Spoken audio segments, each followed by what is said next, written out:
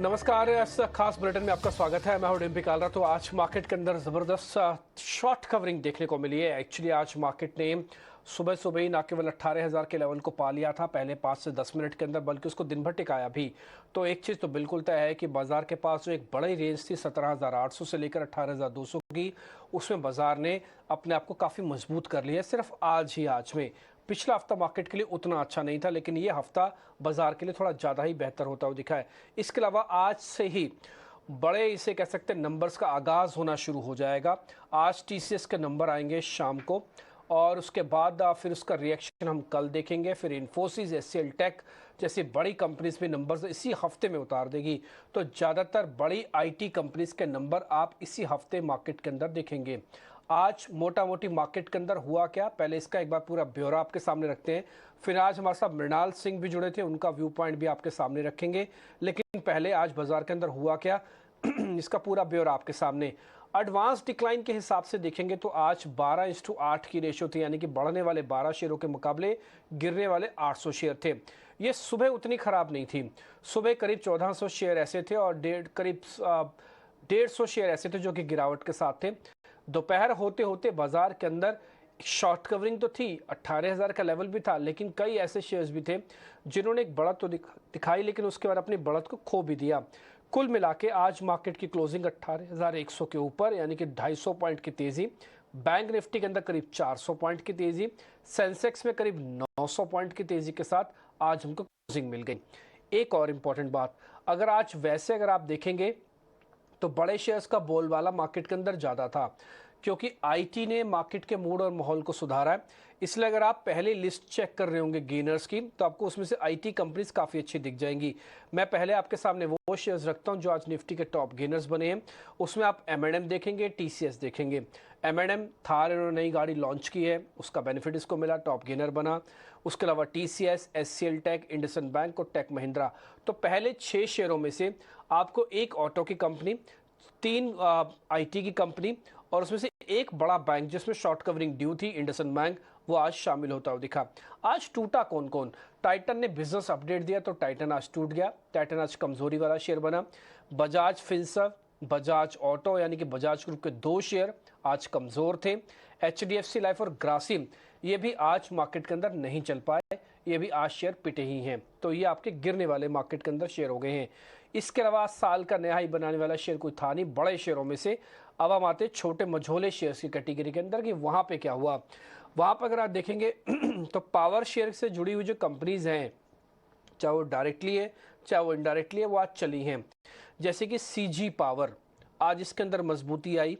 इसके अलावा KEC international, cigarette से जुड़ी हुई कंपनी है गोडफ्रे फिलिप्स, यह चलती हुई दिखी है। एथर नाम की एक कंपनी है जो कि ई व्हीकल से जुड़ी हुई है, ये आज चली है। तो कुल मिला के आज सिगरेट और पावर से जुड़ी हुई कंपनीज के अंदर दम था, आज वो अपने आप को मजबूती के साथ पेश करती हुई दिखी। आइडिया की दिक्कत चल रही है फंड्स को लेकर, इसलिए आज शेयर फिर पिटा। आज सीएट के अंदर प्रॉफिट बुकिंग हुई। कुछ फर्टिलाइजर वाले शेयर्स भी आज वापस मुनाफा वसूल करा रहे थे, उसमें फैक्ट था। कच्चा तेल थोड़ा सा चल रहा है, तो इसलिए कंसाई नैरोलैक के अंदर आज कमजोरी हमको बनती हुई दिखी है। ये छोटे मछोले शेयर्स की कैटेगरी है। अगर आप इसी कैटेगरी में जो साल का हाई जिन शेयर्स ने लगाया वो देखेंगे, तो वो है गोडफ्रे फिलिप्स, आरईसी और पावर फाइनेंस कॉर्पोरेशन, जो हम कई बार हम आपके सामने रख चुके हैं। तो कुल मिला के आज का दिन, आज सोमवार का दिन, नया हफ्ता बाजार के लिए कुल मिला के ठीक ही साबित हुआ। अब आज हमने सुबह मृणाल सिंह से भी बातचीत की थी, उनसे हमने मार्केट के रिगार्डिंग बातचीत की, उनसे हमने सेक्टोरियल चर्निंग के रिगार्डिंग बातचीत की। आइए सुन लेते हैं उनका व्यू पॉइंट क्या है। मेरे ख्याल से ये कैलेंडर या रूरल को बिलोंग करता है। रूरल वॉल्यूम पिकअप करेंगी और रूरल वॉल्यूम बहुत बड़ा वॉल्यूम होता है हमारे डोमेस्टिक बिजनेसेस के लिए। तो मेरे ख्याल से बिजनेसेस थोड़ा सा लैक ऑफ डिमांड एक्सपोर्ट में देखेंगे, लेकिन डोमेस्टिक साइड में सरप्राइज की संभावना है। बट शेयर प्राइस पे अगर आए तो शेयर प्राइस में मार्केट ने लार्जली उम्मीद बना ली है कि एक्सपोर्ट ओरिएंटेड बिजनेसेस, आज टीसीएस का शाम को रिजल्ट्स भी है, कि एक्सपोर्ट ओरिएंटेड बिजनेसेस का ट्रेजेक्टरी रेवेन्यू का थोड़ा मंदा रहेगा। बट मेरे ख्याल से मेरा तजुर्बा कहता है कि ऐसी उम्मीद के साथ जब मार्केट अर्निंग सीजन में जाता है तो थोड़ा पॉजिटिव सरप्राइज की भी संभावना होती है। तो नियर टर्म में मेरे ख्याल से चीजें ठीक रहेंगी, भले ही वो एक्सपोर्ट हो या डोमेस्टिक हो। लेकिन अगर मैं 6 महीना या साल भर का व्यू लूँ तो इकोनॉमी साइड से रूरल पिकअप क्लियरली आएगा, और उसी दौरान मेरे ख्याल से एक्सपोर्ट, पर्टिकुलरली नॉर्थ अमेरिका हो या यूरोप हो, वहां से वॉल्यूम्स थोड़ा सी स्लो डाउन करने की उम्मीद है। And that is how we would place our investments. But broader market, Ajay, broader market मेरे ख्याल से काफी चकमा देगा इन निवेशकों को। रियलिटी ये है कि हम एक ऐसे बाजार में हैं जहाँ पे सेक्टर, स्टॉक, इंडिविजुअल बिजनेसेस बहुत सिग्निफिकेंट डाइवर्जेंस दिखाने की क्षमता रखते हैं रिटर्न प्रोफाइल के मायने से ब्रॉडर मार्केट से। तो ये एक स्टॉक पिकर्स मार्केट है, एक डिस्ट्रप्शन का एरा है, काफी चीजें हो रही हैं, और इन्वेस्टर्स, क्लासिकल फंडामेंटल इन्वेस्टर्स के लिए एक बहुत बढ़िया हंटिंग ग्राउंड है। सो जिस school of thought of value पे मैं बिलोंग करता हूँ, वहाँ पे थोड़ा प्रॉफिट मायने रखता है। सो न्यू एज बिजनेसेस, मैं खाली टेक नहीं कहूंगा, कोई भी न्यू एज बिजनेस मॉडल जो यूनिट इकोनॉमिक बेसिस पे प्रॉफिटेबिलिटी दिखा पाएगा, उसमें मेरे ख्याल से क्लियरली वैल्यू है। और इन्वेस्टर्स एक्चुअली काफी एफर्ट लगा रहे हैं बिजनेस के साथ टू फाइंड कि कौन सा ये बिजनेस है इनमें से जो यूनिट बेसिस पे प्रॉफिटेबल ऑपरेशनली एटलीस्ट हो सकता है। कई सारे बिजनेस हैं जो एग्जिस्टिंग मार्केट में नए बिजनेस मॉडल लेके आए हैं, डिसरप्शन लेके आए हैं, नए तरीके लेके आए हैं, डिजिटाइजेशन से अप्रोच कर रहे हैं, फिनटेक्स हैं, टेक्नोलॉजी हैं। बट उनमें काफी बिजनेसेस ऐसे भी हैं जिनका प्रॉफिटेबिलिटी का रूट या रोड मैप इतना क्लियर नहीं है। तो उनमें से जो भी एक प्रॉफिटेबिलिटी का रोड मैप क्लियर कर पाएगा और डिस्प्ले कर पाएगा सस्टेनेबल प्रॉफिट, आई थिंक वहां पे क्लियरली वैल्यू है।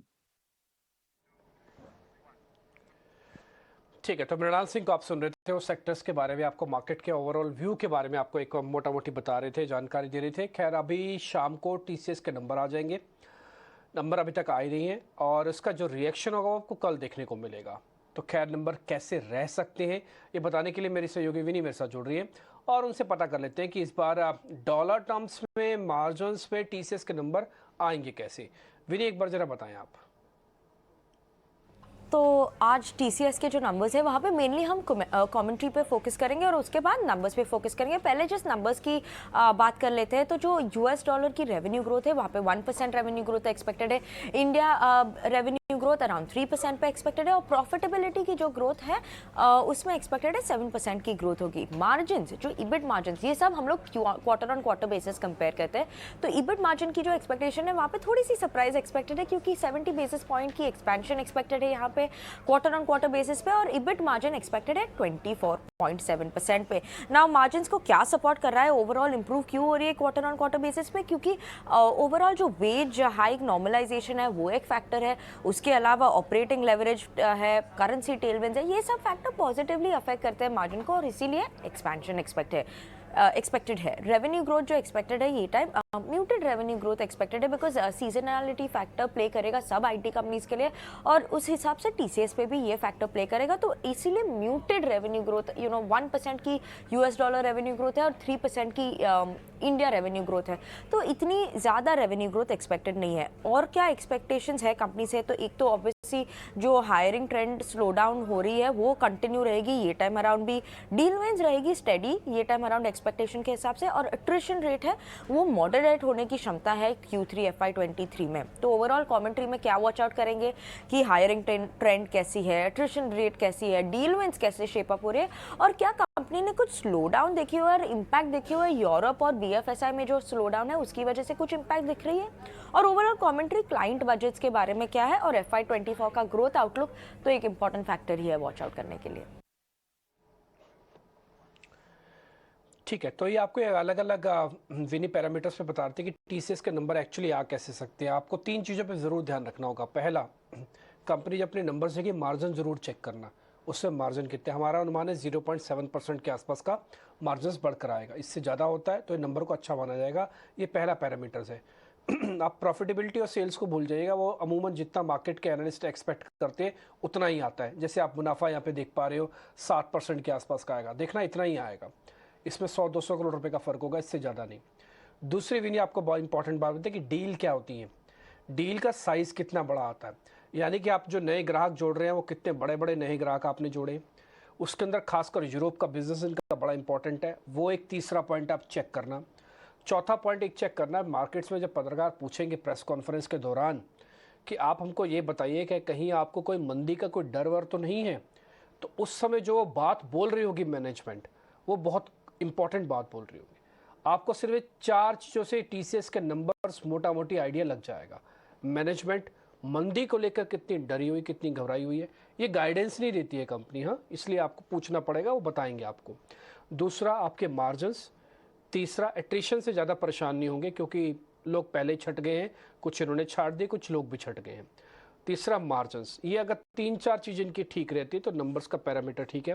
हालांकि जिस समय नतीजे होंगे उस समय मैं आपके साथ होऊंगा तो हम नंबर्स के बारे में हम ज़रूर इसके बारे में चर्चा भी करेंगे।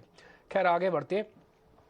नॉन लाइफ सेक्टर को लेकर एक एक्सक्लूसिव खबर मेरे सहयोगी अनुराग के पास है, उनसे जरा पहले वो पता करते हैं फिर आगे बढ़ेंगे। अनुराग जरा बताएं आप। देखिए, दिसंबर तक के आंकड़े जो है वो हम आपको बता रहे हैं सबसे पहले। और दिसंबर के जो आंकड़े आए हैं नॉन लाइफ इंश्योरेंस सेक्टर के, यानी जिसमें जनरल इंश्योरेंस कंपनियां, स्टैंड अलोन हेल्थ इंश्योरेंस कंपनियां शामिल होती है, तो वहां पर जो ग्रोथ है कंपनियों की वो दिसंबर के तक के 9 महीने तक की जो ग्रोथ है FY23 की वो 16% है। और केवल दिसंबर महीने की बात करूं पिछले साल के मुकाबले तो वो करीब 14.5% की ग्रोथ है। हालांकि ये दिखने में तो काफ़ी अच्छी है ग्रोथ 14% और 16% की, लेकिन जो रेगुलेटर IRDA का टारगेट है उससे काफ़ी कम है। इंश्योरेंस रेगुलेटर IRDA ने कंपनियों को टारगेट दिया हुआ है, PSU कंपनियों को टारगेट दिया हुआ है 25% प्रीमियम ग्रोथ का, और प्राइवेट कंपनियों को टारगेट दिया हुआ है 35 से 40% ग्रोथ का। तो उसके कंपैरिजन में ये जो इंश्योरेंस रेगुलेटर के द्वारा टारगेट दिया गया है वो उसके कंपैरिजन में ग्रोथ कम है। इंश्योरेंस रेगुलेटर के मुताबिक कंपनियों को कहा गया है कि अभी जो नॉन लाइफ इंश्योरेंस सेक्टर है जो 2 लाख करोड़, 2.25 लाख करोड़ का है, वो 2027 तक